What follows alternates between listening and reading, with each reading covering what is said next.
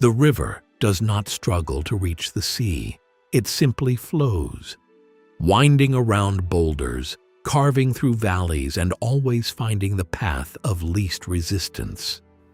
In much the same way, the more we try to force control, the more the world slips away. For centuries, sages have built their wisdom on the foundation of Wu Wei. It is often translated as effortless action, but it is not laziness or passivity. Rather, it is the art of aligning oneself with the natural order of things.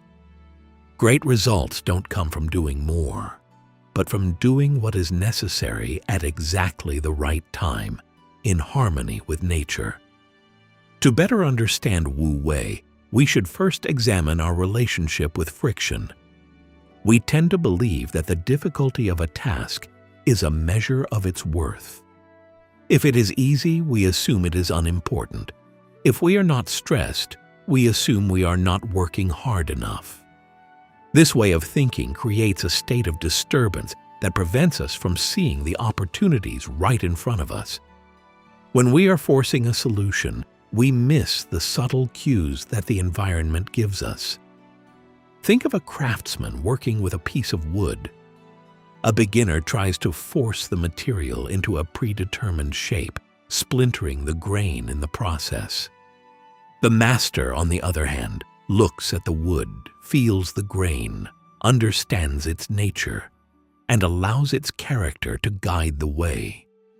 He is still working, he is still focused, but he is not forcing. This is where skill meets a state of grace.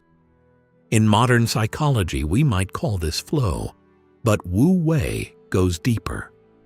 It is a spiritual alignment in which the self disappears.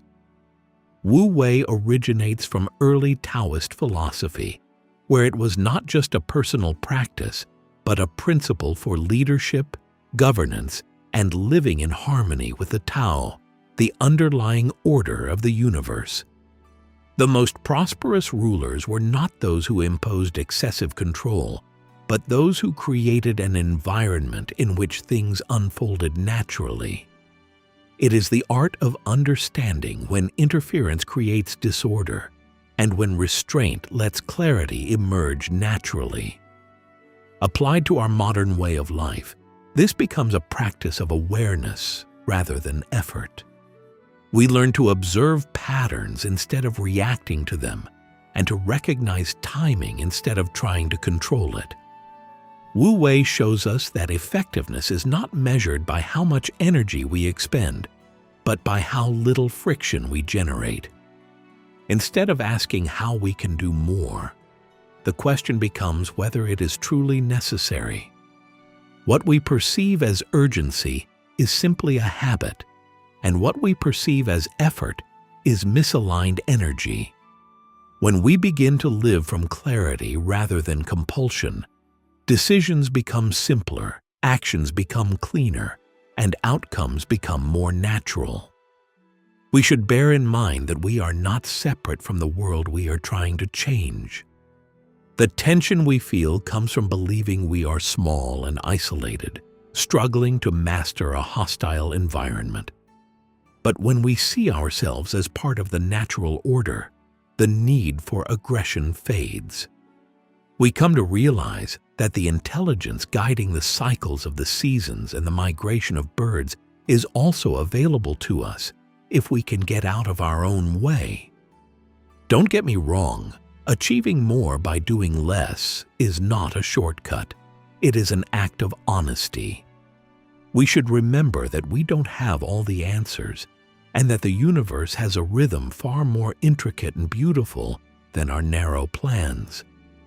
By stepping away and acting only when the moment is right, we become more effective and move through the world with greater clarity, balance, and ease. This is the art of Wu Wei, where clarity replaces urgency, timing replaces force, and we move in harmony with the natural flow of life.